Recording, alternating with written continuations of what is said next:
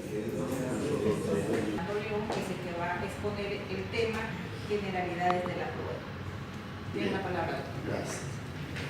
Buenas tardes, distinguidas y distinguidos colegas.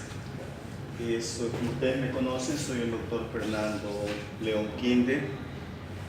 Pues trabajo acá en la Corte, desempeño las funciones de juez provincial de la Sala Civil. Bueno, como estoy ante un selecto público y colegas profesionales igual que yo, como que no vengo a instruirles nada, sino a compartir ideas y conocimientos con ustedes, prácticas constantes y diarias que tenemos, y es por eso mismo que se llama conversatorio, para poder intercambiar ideas sobre este interesantísimo tema, sobre la prueba en el Código Orgánico General de Proceso. Como todos ustedes conocen, es un nuevo procedimiento civil que tenemos a partir de mayo del 2016. Pues nos habíamos formado antes en la universidad con el anterior código, que es el Código de Procedimiento Civil, que obviamente pues tenía algunas regulaciones casi similares a la actual, pero que de acuerdo con la Constitución del 98 y 2008 se instituyó el procedimiento oral para todas las materias dentro pues, de la Administración de Justicia. Y es así pues que primero, como sabemos, se creó o se instituyó legalmente el Código Integral Penal, y luego pues siguiendo este procedimiento oral constitucional, el Código Orgánico General de Proceso para las materias no penales ni constitucionales. Y en este sentido hemos constantemente tratado de aplicarlos y adaptarnos a la realidad nueva procesal que tenemos. Obviamente siguiendo las experiencias de muchos años del Código Integral, Código de Procesos Civiles del Uruguay, de donde pues prácticamente se han venido a instituir todas las disposiciones legales de nuestro código. Es así que vamos a tratar ahora sobre algunos aspectos que yo he visto en mi práctica diaria sobre la prueba en el Código Orgánico General de Proceso. Generalidades sobre la prueba. De manera general vamos a ver este tema. Como sabemos, la prueba es un aspecto muy fundamental, muy importante dentro de la actividad humana y jurisdiccional, procesal y extraprocesal, a tal punto que todos los derechos que tenemos no se harían efectivos en la realidad si no podemos demostrarlos en algún momento, procesal o extraprocesal, o en los procedimientos administrativos o judiciales. Tenemos que aplicar la prueba para el reconocimiento en la práctica de todos y cada uno de nuestros derechos. Sin la prueba, obviamente, el juzgador no puede administrar justicia. La prueba es sinónimo o parte fundamental del derecho de la defensa establecido en el artículo 76, numeral 7 de la Constitución de la República del Ecuador. Obviamente se traduce en ese derecho a la defensa que tenemos de demostrar nuestros derechos. A tal punto que el tratadista David Echandía considera sobre este aspecto que tanto vale no tener derecho cuanto no tener probarlo. Es decir, ¿de qué vale tener un derecho si no puedo demostrarlo, si no puedo probarlo? Entonces, es importantísimo para nuestro ordenamiento jurídico el aspecto, considero, de la prueba. La actividad procesal, de acuerdo con nuestra Constitución, se rige por el procedimiento dispositivo, establecido en el artículo 168, numeral 6 de la Constitución de la República, que habla pues que la actividad procesal se rige por los principios de contradicción, concentración y dispositivo. Dispositivo referente pues, a la disponibilidad de las partes, que pueden disponer libremente de sus derechos. Es la amplitud en el procedimiento jurídico de disponer de los derechos. Así, por ejemplo, el actor puede proponer la demanda libremente que esté dentro del marco jurídico, puede desistir de su demanda, puede transigir, conciliar, retirar la demanda, pedir su archivo, etc. Con la misma libertad y disponibilidad de la parte demandada. ¿Qué hace? Puede contestar o no contestar la demanda, proponer excepciones, comparecer o no a juicios y deducir pruebas, etc. Ese es el marco general del procedimiento dispositivo que se rige en nuestro sistema procesal. ¿Cuál es la finalidad de la prueba? Según el artículo, lo dispuesto en el artículo 158, del COGED, el Código Orgánico General del Proceso, la prueba tiene por finalidad llevar al juzgador, al lado del juzgador, ¿a qué? Al convencimiento de los hechos controvertidos. Es decir, el proceso está acá, pero tengo que analizar como juzgador las pruebas para poder establecer quién tiene la razón, cuál es la verdad procesal, encontrar la esencia, el asunto, la conclusión mismo del caso controvertido para poder ejercer la justicia dentro de los términos, por supuesto, legales, ¿no? Así tenemos, entonces, miren la finalidad de la prueba, igual que la importancia. Ahora, la oportunidad de la prueba. Bueno, la prueba con que cuentan las partes o cuya obtención fuera posible, ¿sí?,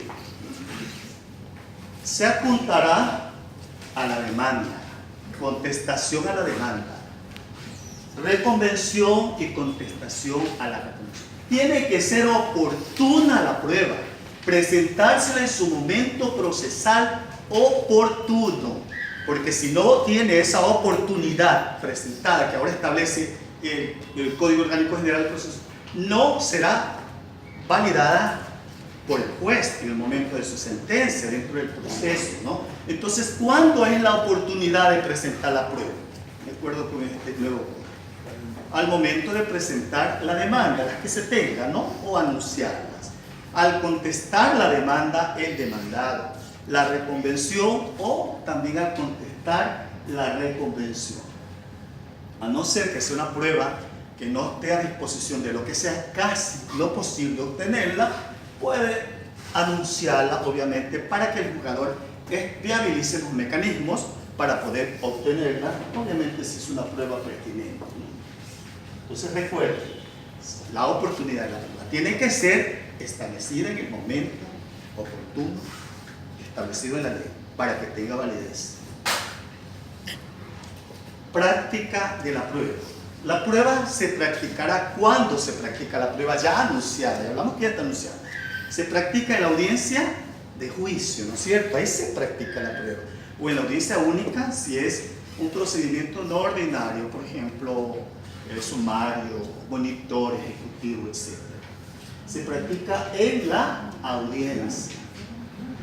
Las partes podrán utilizar cualquier tipo de pruebas consideradas o establecidas en nuestro ordenamiento jurídico. Así tenemos la prueba testimonial, más adelante vamos a ver un poco de eso brevemente, la prueba documental, prueba pericial, inspección judicial, ¿sí?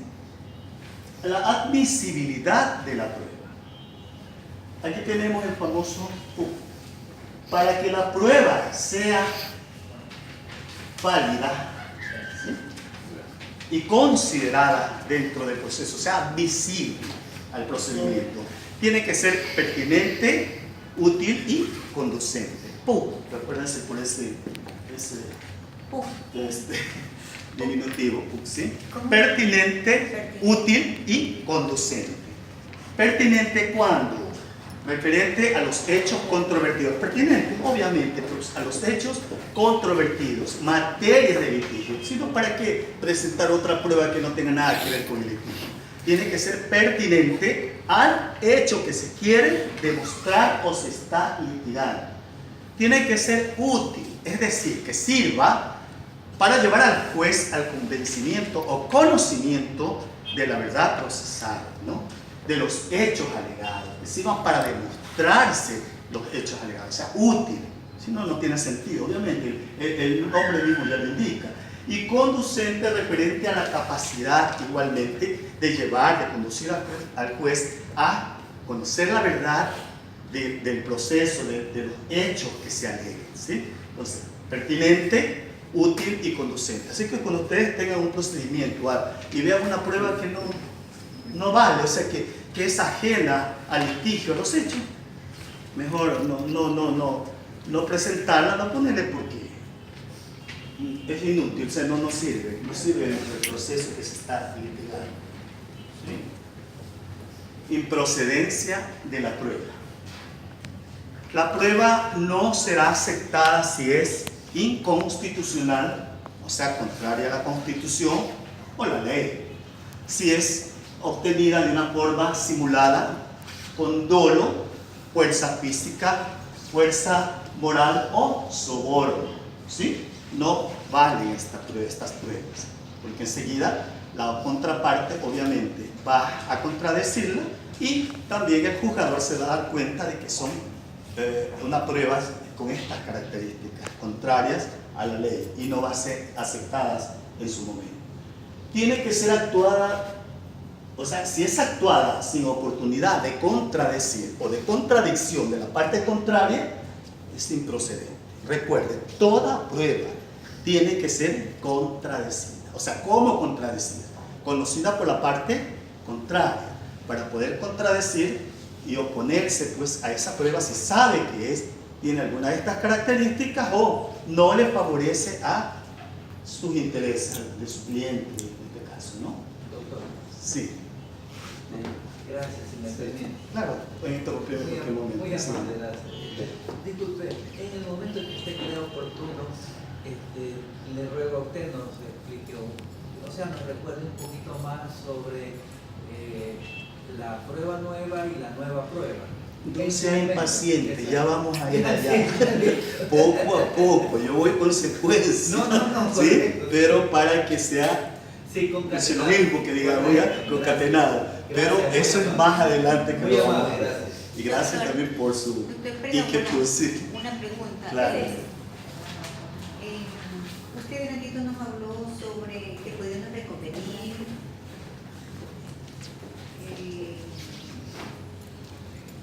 cuando estamos dentro de la audiencia, ¿no es cierto? Sí, una audiencia. Usted nos dijo que podíamos reconvenir, contestar la demanda, reconvenir o presentar la prueba, ¿no es cierto? Cuando hablamos de la reconvención, ¿yo puedo reconvenir en alimentos?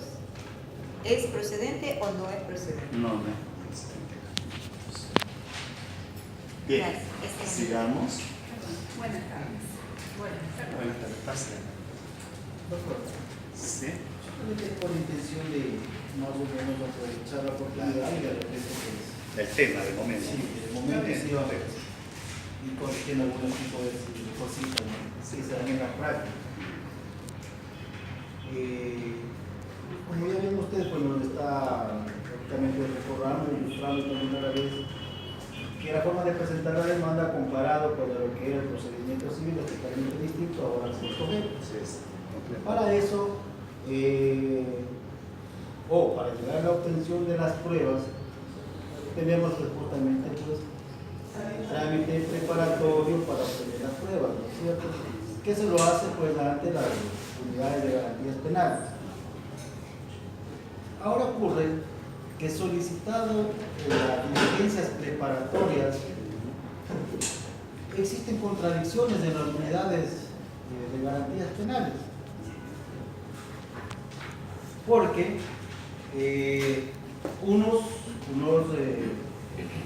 digámoslo así, ¿no? Hay algunos jueces que sobre un tema en específico dan trámite, mientras que existen otros jueces que sobre el mismo tema niegan aquella diligencia preparatoria.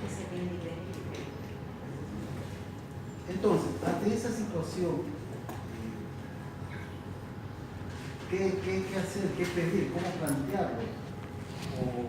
¿O cómo tratar de procurar que exista una forma de unanimidad de criterios para que se pueda justamente llegar a la obtención? Este es otro tema ya también, ¿no?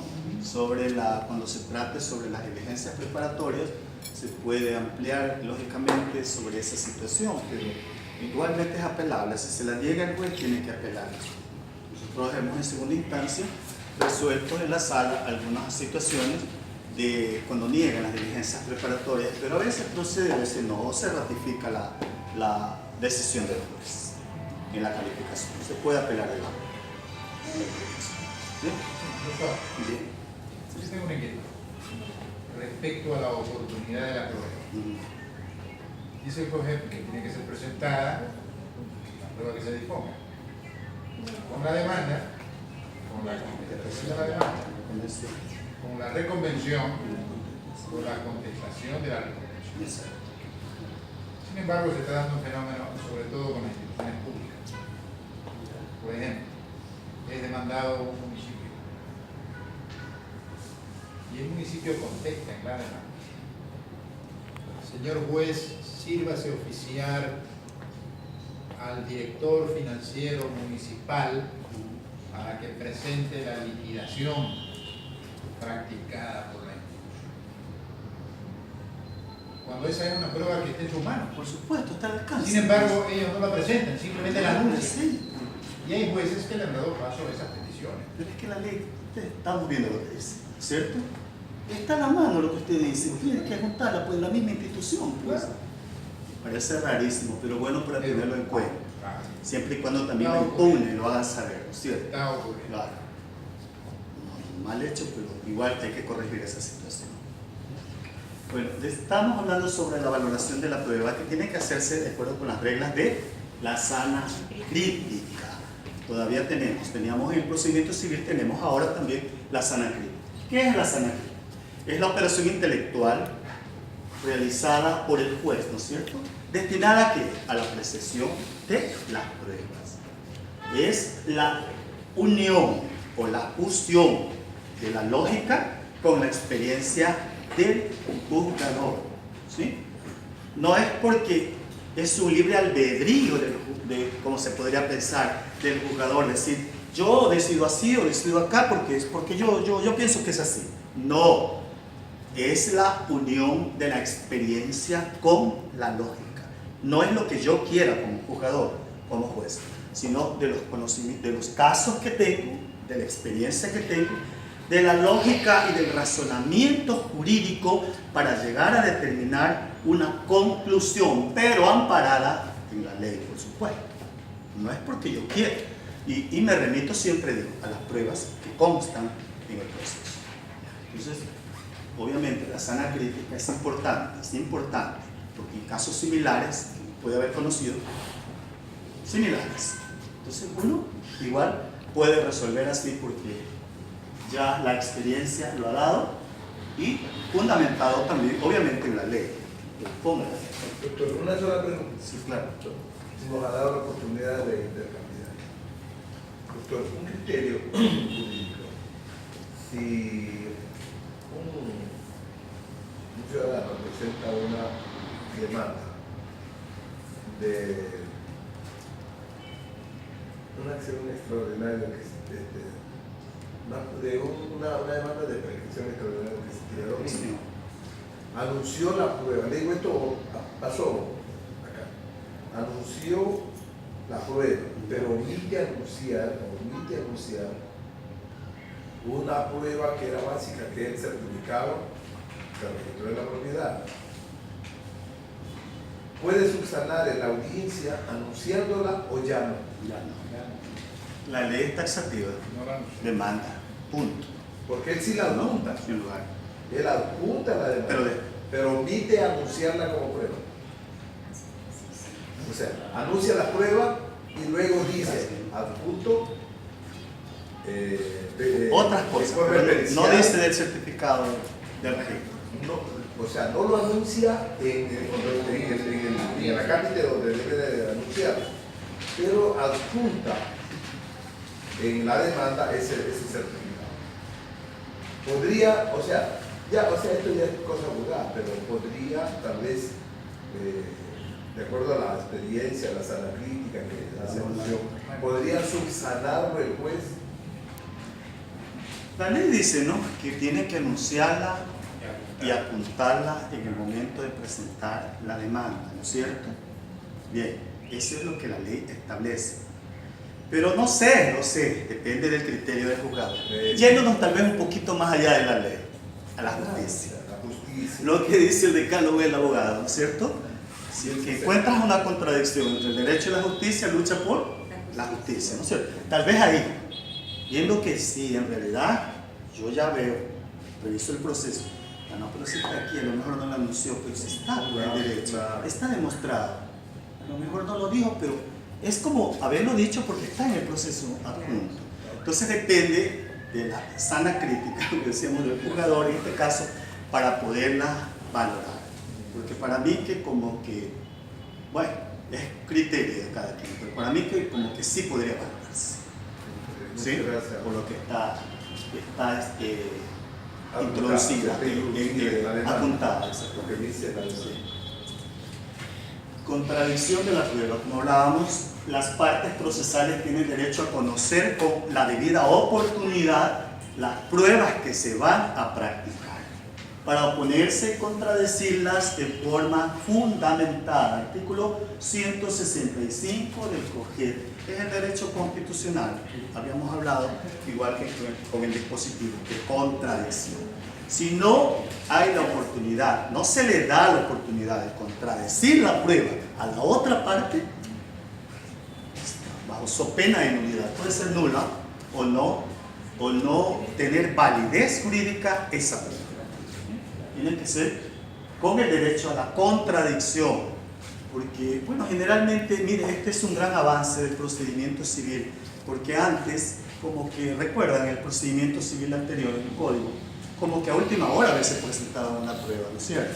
Como que a última hora daban como para que no den oportunidad a la otra parte de poder oponerse, contradecir o poner otra prueba similar o que contradiga, etcétera, como que no daban oportunidad. A veces las pruebas testimoniales no daban oportunidad a conocer las preguntas que se le va a hacer, no era obligatorio tampoco determinar las preguntas, sino en el momento que se evacuaba la misma, se hacían comisiones a las tenencias políticas, a las comisarías, etcétera, para a última hora. Pero ahorita no, tiene que ser con la debida oportunidad que establece la ley para que con todo el tiempo vaya, que le da la ley, a contradecirlas, tenga la oportunidad de contradecir esa prueba y apuntar a otra o oponerse por cualquier razón fundamentada, por supuesto. Tiene que hacerlo por una fundamentada. Así no solo me opongo a tal prueba.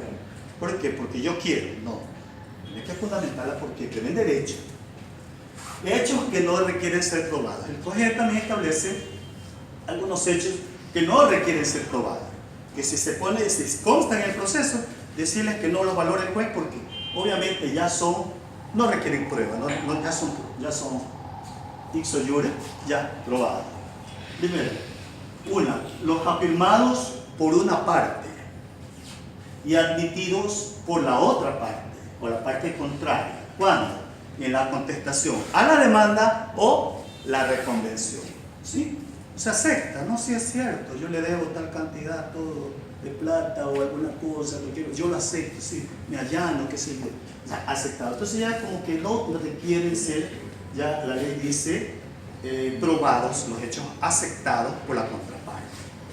2, los hechos imposibles. Obviamente el nombre mismo lo dice, imposible. Es como querer probar, tocar el sol con un dedo. Eso es imposible, ¿no es cierto? Son hechos imposibles, fuera del tono, fuera de la realidad. Es imposible. Igual, no requieren ser probados porque no se va a demostrar de ninguna manera. 3, los hechos notorios o públicamente evidentes. ¿Cuáles? Por ejemplo, una fecha cívica, una fecha histórica, ¿no es cierto? Tal fecha fue 24 de mayo, no sé, 25 de diciembre, una fecha cívica que ya es conocida públicamente por todos. Y 4, los hechos que la ley presume de derecho. Aquí tenemos algo interesante. Vamos al Código Civil, ¿sí? Código Civil sobre las presunciones, ¿no es cierto? De derecho. Artículo 32 del Código Civil. ¿Sí? Tenemos que dice inciso 1, 2, 3, inciso cuarto. Si una cosa, según la expresión de la ley, se presume de derecho, se entiende que es inadmisible la prueba contraria, supuestos los antecedentes o circunstancias. Miren, es inadmisible la prueba en contrario. Artículo 32, inciso cuarto, Código Civil, que se relaciona con el artículo 721 del mismo código, que dice: